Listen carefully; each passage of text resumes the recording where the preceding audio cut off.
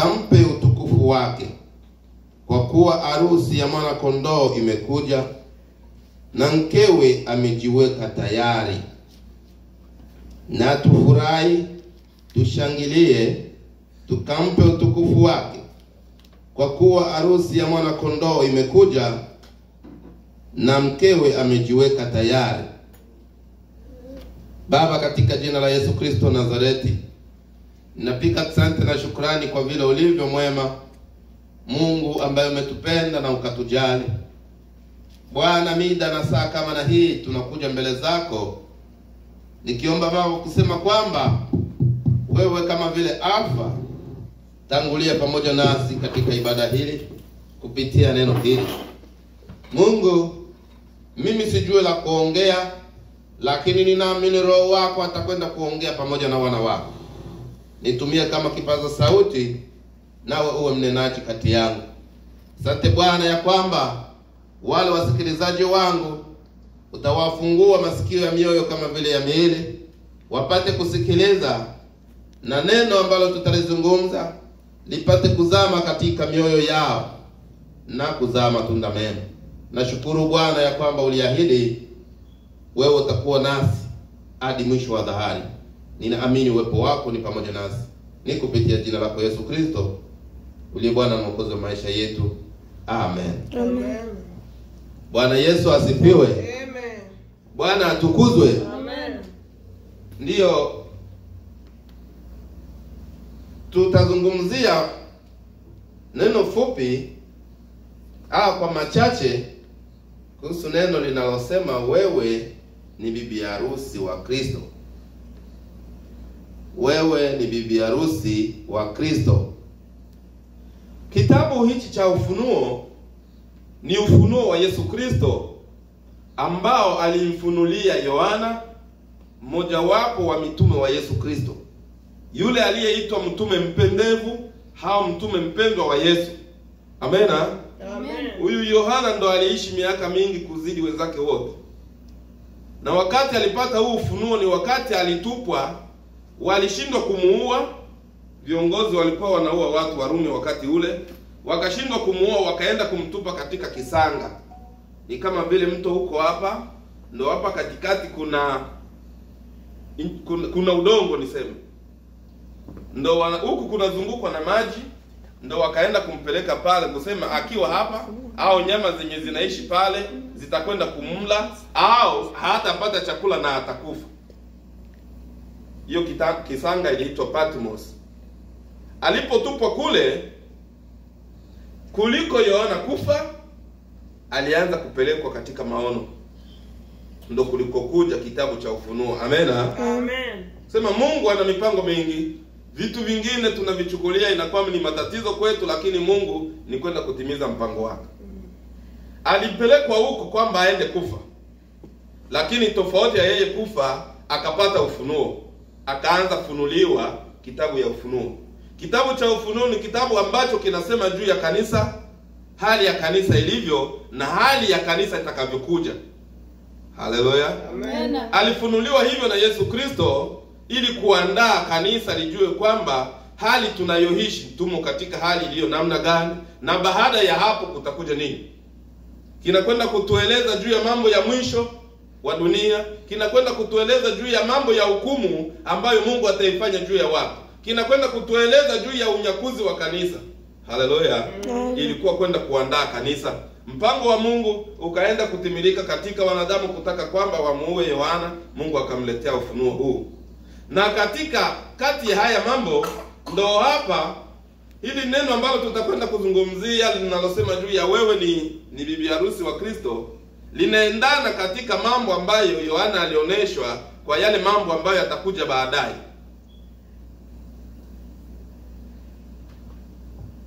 Tunajua kanisa ni kundi lililoanzishwa na Yesu Kristo. Wakati anaishi na mitume wake ndo aliambia wa mitume kwamba juu ya mwamba huu nitalijenga kanisa, wala misingi ya kuzimu haitaliweza. Amena. Amen. Maanisho kwamba Misingi ya kuzimu imeshaonekana iko. Ina maana matatizo yatakuwa, dhoruba zitakuwa, lakini hazitaangusha kanisa. Na kifupi kusema kanisa, na watu tumeshawahi kuisema ni kwamba kanisa si jengo, kanisa ni mtu. Muamini, kila muamini kama muamini ndio kanisa. Siku moja hapa tukasema kanisa ni mwili wa Kristo, ambao tulionesha wewe na mimi, kila mtu ni kiungo fulani kwa mwili, ambao sote ni kanisa ya Yesu Kristo, naye akawa kichwa cha ile kanisa. Na hapa tuliposoma kunaeleza juu ya alivyoonyeshwa Yohana jinsi mbinguni walishangilia. Wanasema juu ya kushangilia. Acha turudie mstari wake wa juu kidogo, nasema ndo tuone vinatokea wapi. Sura 19 mstari wa 6. Nikasikia sauti kama sauti ya makutano mengi, na kama sauti ya maji mengi, na kama sauti ya radi yenye nguvu ikisema, haleluya, kwa kuwa Bwana Mungu wetu Mwenyezi amemiliki. Haleluya, kwa kuwa Bwana Mungu wetu amemiliki. Amena. Amena. Ina maana haya ni mambo, ingawaje yalisemwa kidogo mbele sana, lakini yanaenda kusema juu ya mambo yatakayokuja baadaye. Yohana akaoneshwa, wakati alipooneshwa akasikia sauti, anasema sauti kama ya makutano makubwa. Ina maana ya watu wengi. Ilikuwa sauti ya watu wengi, ambayo tena ilikuwa kama vile sauti ya radi. Kumaanisha kwamba sauti ya radi haipigaki mara mingi, inashuka mara moja na strike, si ndio? Inashuka kama ya kushtusha. Na ndivyo alivyoisikia hii sauti, kusema kwamba njoo ikasema kwamba haleluya, kuwa Bwana Mungu wetu Mwenyezi amemiliki. Ikaenda kumalizia hapa, nasema kwamba na tufurahi, tushangilie, tumpe utukufu wake, kwa kuwa harusi ya mwana kondoo imekuja na mkewe amejiweka tayari. Huyu mke ambaye anasemewa hapa ndo neno letu la siku ya leo. Amen. Amen. Tunasema wewe ni bibi harusi wa Yesu Kristo. Yohana akaoneshwa makutano yanasema washangilie, wafurahi, kwa sababu bibi harusi amekuwa tayari. Bibi harusi wa nani? Wa Yesu Kristo. Huyo bibi harusi ndo wewe, ndo mimi. Bibi harusi ndo kila Mkristo. Haleluya. Kanisa kama kanisa ni bibi harusi wa Yesu Kristo. Na kama kanisa ni bibi harusi wa Yesu Kristo, tukienda kuangalia kwa hali yetu ya kawaida au ya binadamu, bibi harusi au harusi na kuwakaji ni jambo ambalo linakuwa na gharama. Haleluya. Na kabla ya gharama kuwepo, kuna uwasiliano. Yule bwana harusi na bibi harusi, kabla ya wao kuwa bwana harusi na bibi harusi, wanaanza mawasiliano, wanakuwa wachumba. Haleluya. Na baada ya kuchumbiana, wanaenda kuongeza uhusiano wao. Baada ya uhusiano wao, wanakamilisha kwamba mimi niko tayari, mimi niko tayari. Haleluya. Amen. Wanaanza uhusiano, ninahitaji nikuoe. Ndiyo, niko tayari kuolewa nao. Wanakamilisha. Na kama kawaida au mila na desturi zinafanyika, bwana harusi anaenda kutoa mahari kwao na bibi harusi, hao kwao na mchumba wake, kwa maana muda huu bado hawajawa wa bibi harusi wala bwana harusi. Na baada ya kutoa mahari, inaonesha kwamba bwana harusi amejikamilisha kusema kwamba mimi niko tayari kumchukua huyu kama mke wangu. Bibi harusi naye anasema nimekubali kwamba huyu atakuwa mume wangu. Haleluya. Amen. Wanatoka muhusiano, wanaenda kukamilisha. Na baada ya wao kukamilisha, wanaenda kutimiza ile kuoana, wanageuka mke na mume. Haleluya. Amen. Bwana Yesu asifiwe. Amen. Bwana atukuzwe. Amen. Na katika haya mambo kuna mambo matatu ambayo tutaongelea kidogo. Kuna jambo moja ambalo linasema juu ya utakaso. Takaso mlugha nyingine tunasema kama vile purite mkifaransa. Bibi harusi anakuwa mwenye kujitakasa kwa lugha nyingine. tukiangalia asili hata ya Waisraeli, alikuwa anaolewa msichana ambaye bado ni bikira. Kwa Waisraeli, kama msichana amepoteza ubikira wake, hajastahili tena kuolewa. Wengine alikuwa anapigwa mawe na anakufa. Kama vile katika kiroho, ukitenda dhambi, mshahara wako ni nini? Ni mauti.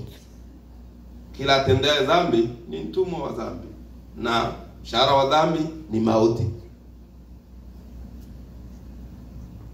Katika mila zetu sisi, kulikuwa watu wanachumbiana, wanaweka mahari na vingine, lakini kabla ya yote ni mpaka wazee wataenda wanachunguza, je, huyu amekamilika, alijitakasa katika uchumba wake? Na vingine vilikuwa vinaishia hapo, si mwanamke. Wazee wakishakamilisha, wanaona kwamba msichana hakujilinda, wanasema huyu siyo. Mwanesi waturumie sana. Na ndivyo ilivyo uchumba wa Yesu Kristo kwa mwanadamu. Yesu alichumbia mwanadamu. Kuja kwake duniani kama vile kuja kutuchumbia. Akaja akatuchumbia, akatoa mahari. Ile damu yake iliyomwagika msalabani ilikuwa ni kama kulipa mahari kwa ajili sisi tuwe wake wake. Haleluya. Lakini pamoja na kwamba ametoa mahari, wewe ukijiharibisha, uchumba wako na Yesu umeharibikia hapo.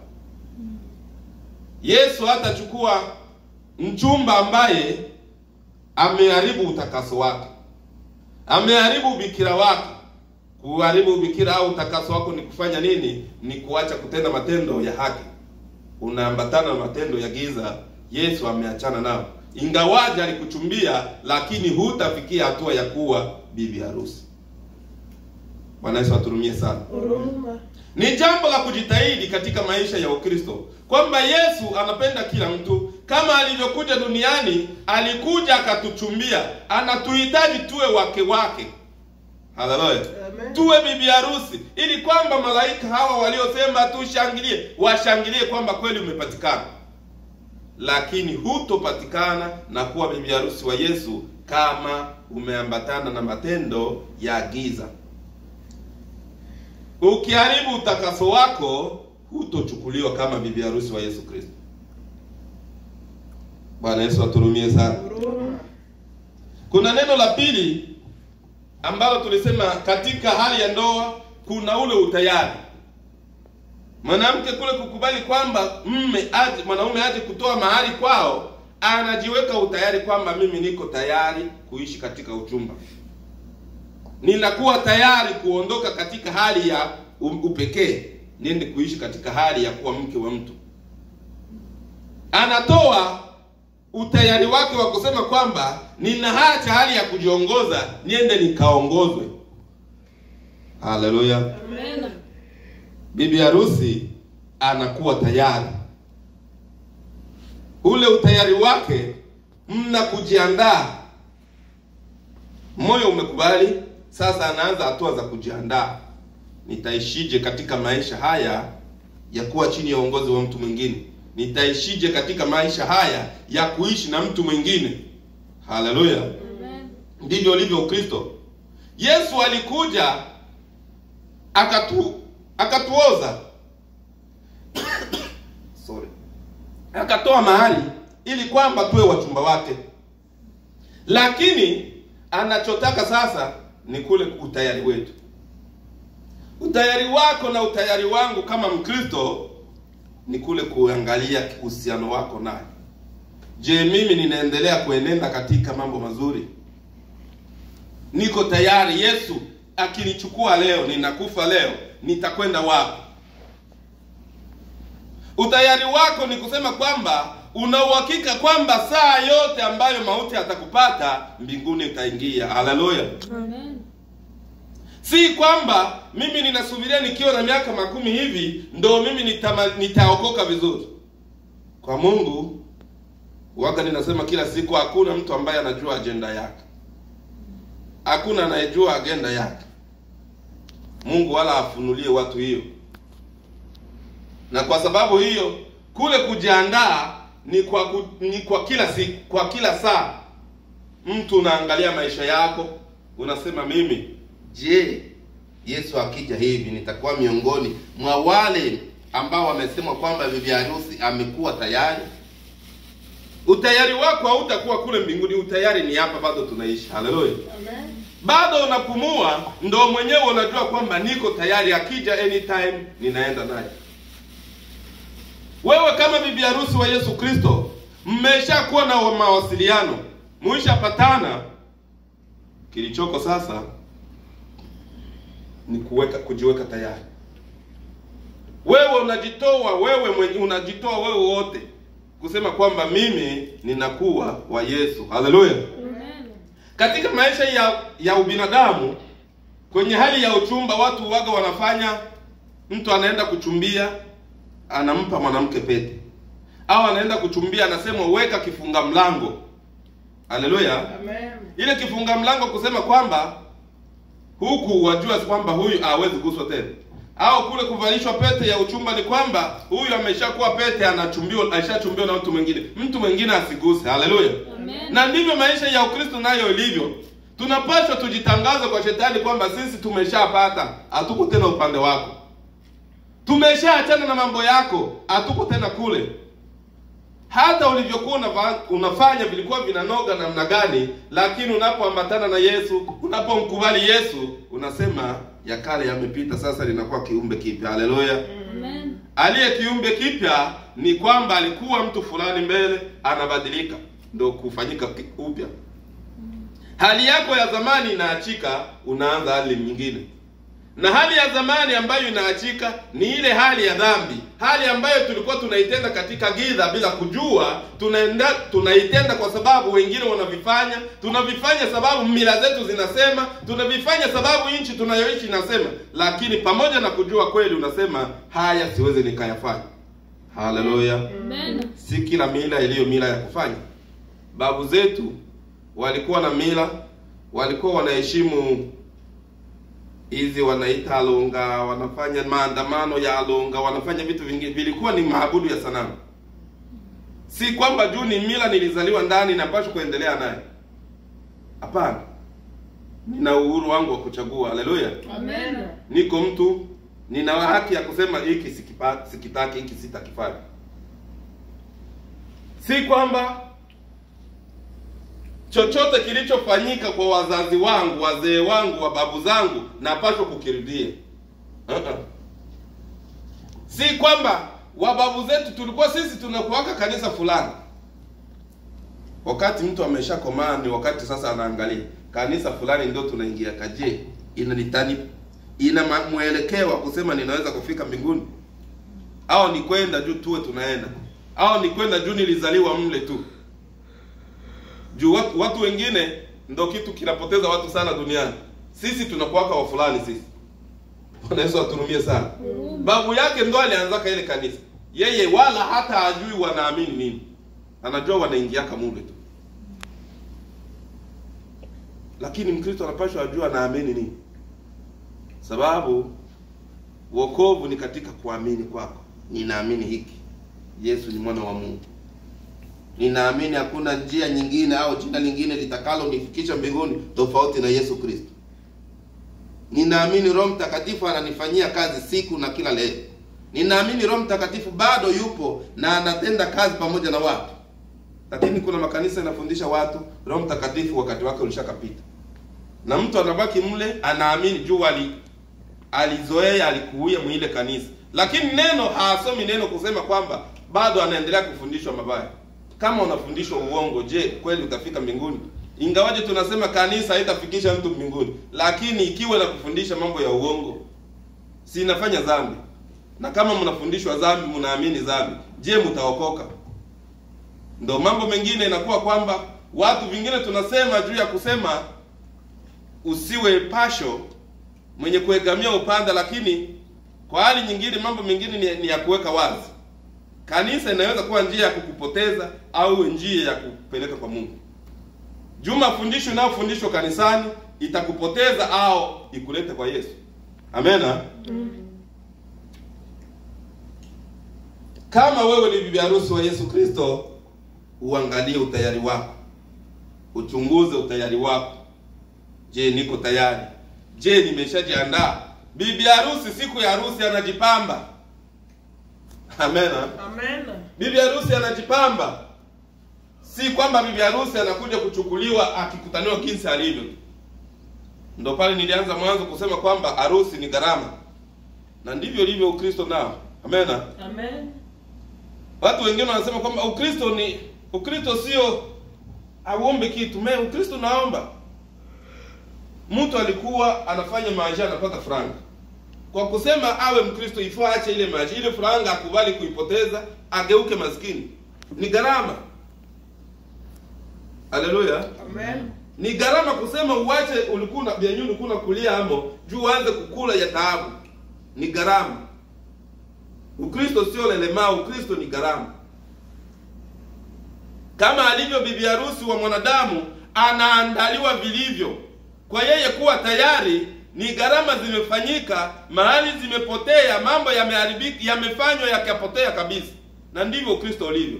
Ni lazima upoteze mambo yako ya dunia. Ni lazima upoteze yale uliyokuwa unaona ya muhimu. Mtu akiolewa, marafiki mengine mtu anaachana nao. Inawezekana mtu bado ni kijana au msichana au fulana. Unaweza kuwa msichana na marafiki wanaume bila kuwa nao uhusiano wa kimapenzi. Na ni kweli. Lakini ukiolewa utaona huu rafiki na huyu mwanaume labda hautaleta amani kati yangu na huyu mume wangu. Huu rafiki labda ni uache. Ingawaje haukuwa mbaya, lakini kwa kuangalia kwamba uhusiano wangu mpya usiwe na madoa, ni lazima niache huu uhusiano. Haleluya. Amen. Kusema kwamba kujiweka tayari katika kitu fulani kunaleta kuharibu vingine. Kunaleta kuboresha mengine, kusema kwamba hiki ninachoambatana nacho kienende vizuri bila matatizo. Haleluya. Amen.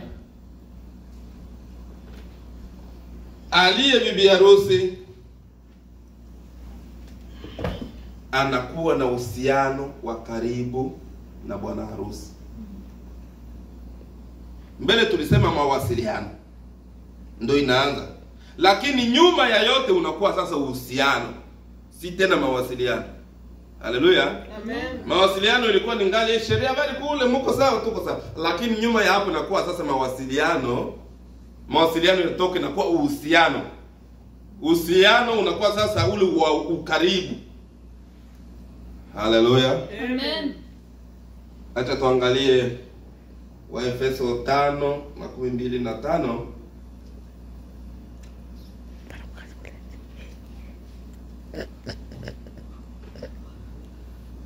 Efeso 5:25 inasema,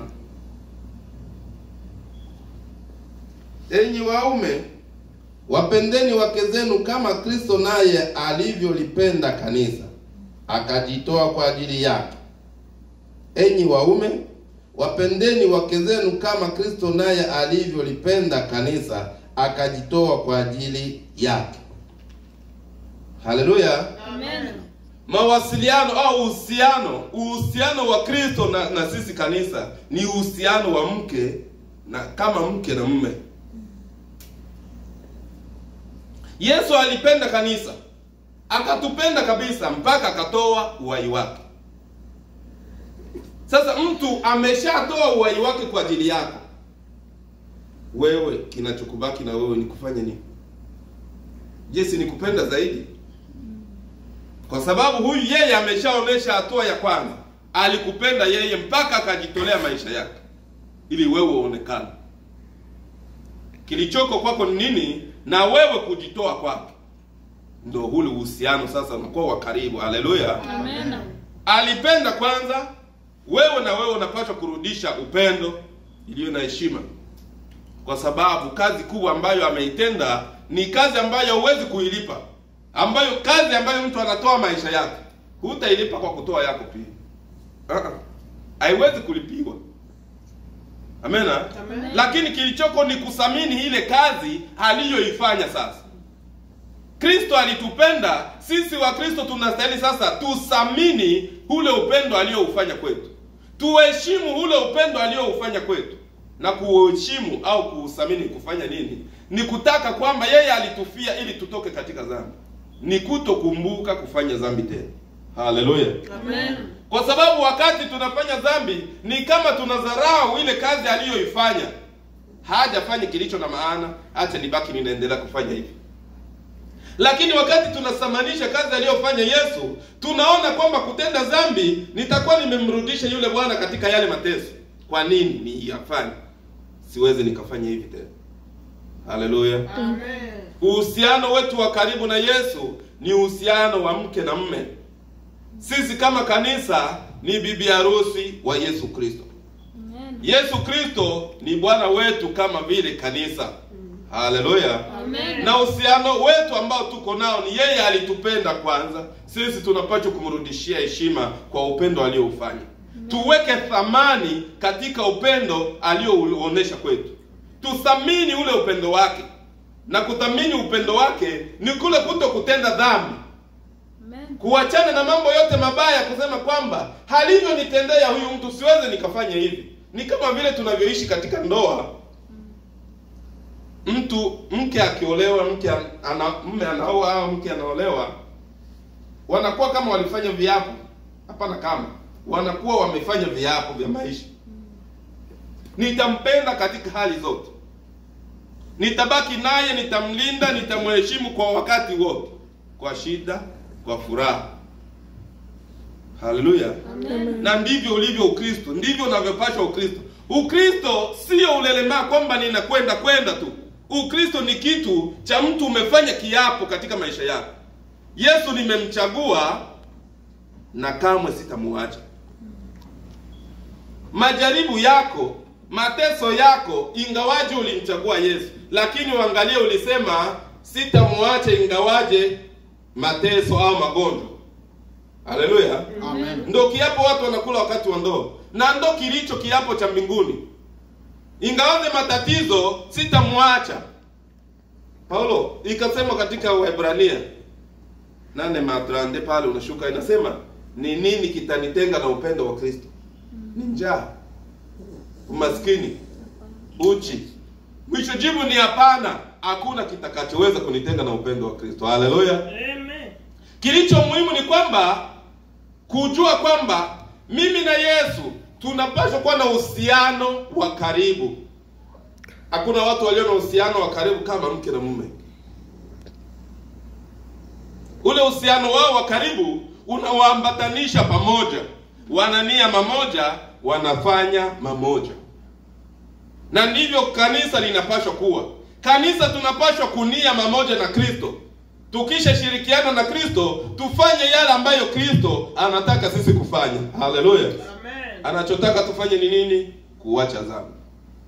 Kuwaonesha watu wengine njia ya Yesu Kristo. Kuambia watu wengine habari njema. Haleluya. Amen. Hautakuwa Mkristo, wewe ni bibi harusi.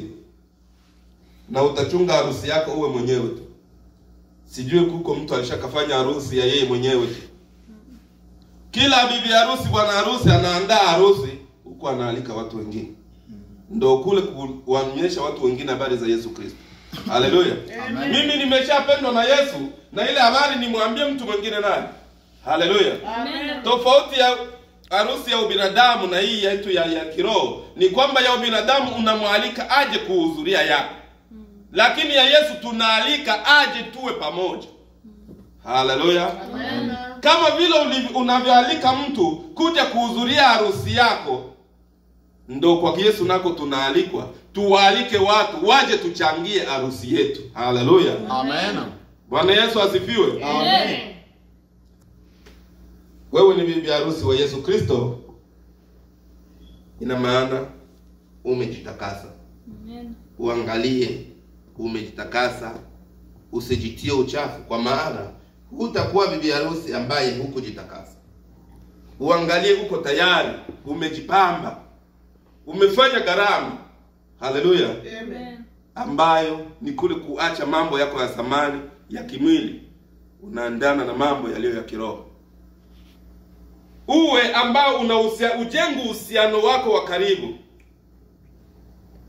Uhusiano wa karibu na Yesu tutaujenga. Hakuna njia nyingine tofauti na kuwa pembeni na Yesu katika maombi. Haleluya. Amen. Ni lazima uwe unamuuliza Yesu, kitu kinafika, Yesu kwa nini hiki? Yesu ningehitaji hivi. Yesu ningetaka hivi. Haleluya. Amen. Vile unajitolea kwake ni lazima atakuonekania. Amen. Amen. Paulo akasema kwamba karama ziligawanywa nyingi, lakini anazozigawa ni yule Roho. Na wote wanatenda walio wengi, lakini yule mmoja ndio anazifanya zitimilike, Roho mmoja. Kuna yule alipewa karama ya uponyaji. Kuna mwingine alipewa karama ya unabii. Kuna mwingine alipewa karama ya imani. Kuna mwingine alipewa karama ya naziri safi. Hizi zote karama zitaenda kuambatanishwa, zinafanya kitu kimoja kilicho kizuri, kanisa.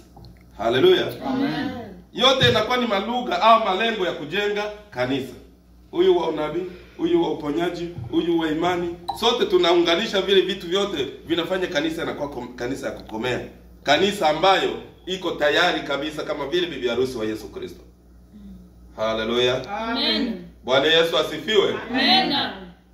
Harusi ya Yesu Kristo si kama hii yetu ya binadamu. Kama nilivyosema, ni lazima ualike mtu mwingine aje kuchangia na wewe katika harusi.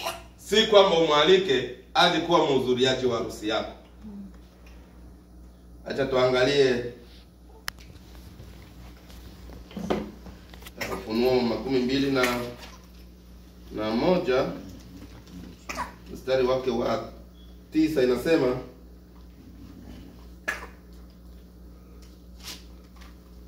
akaja mmoja wa wale malaika 7 waliokuwa na vile vitasa 7 vilivyojaa yale mapigo 7 ya mwisho, naye akanena nami akisema, njoo huku nami nitakuonesha yule bibi harusi, mke wa mwana kondoo. Haleluya. Amen. Acha tuende na Zaburi naye 118.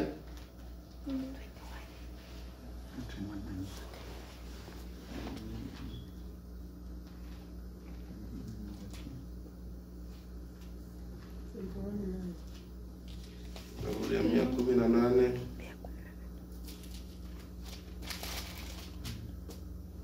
Makumi mbili na 4.